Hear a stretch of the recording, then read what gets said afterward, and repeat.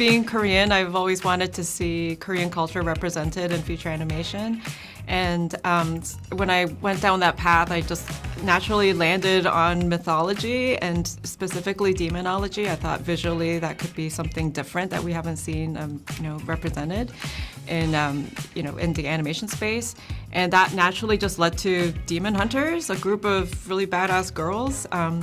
And that kind of put a light on like a part of like the superhero sector that I felt like wasn't really served, which was superhero women who were not only like badass and cool and sexy, but also silly and goofy, and we're making stupid faces, and just more relatable. So I saw an opportunity to showcase that kind of superhero. And then the K-pop of it all was actually the last ingredient added in, because most usually demon hunting is done privately behind, in the dark alleys behind, the real life. So that was added in as another Korean element, and it just naturally made it a bigger movie with the scale and spectacle, and made it a musical.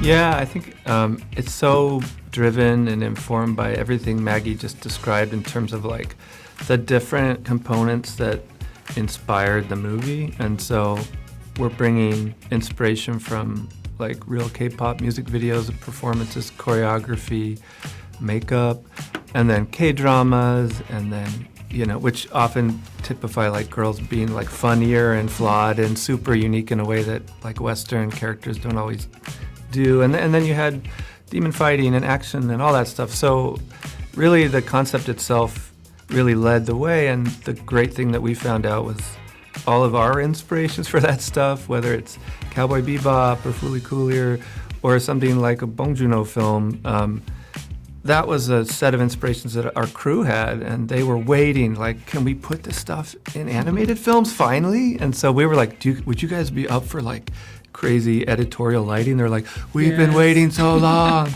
So I felt like that was really great for us to almost unlock permission for ourselves and our crew to do some new stuff in the genre.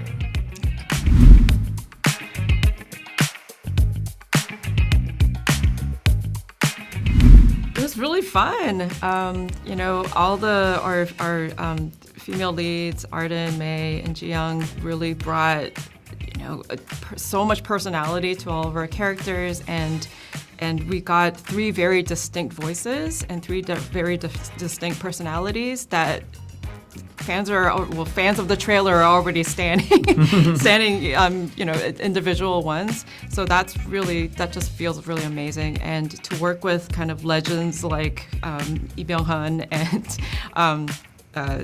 Yoonjin was and An Yeoseo, it was just really, really awesome to feature Korean actors who are actively working in Korea, and A-listers on the movie was really brought that kind of genuine Korean charm to it that I don't think we could have gotten with an American cast or or a non-Korean cast. So that was really, really, really cool. The only time I saw Maggie visibly nervous in 5 years was meeting Lee Byung-hun.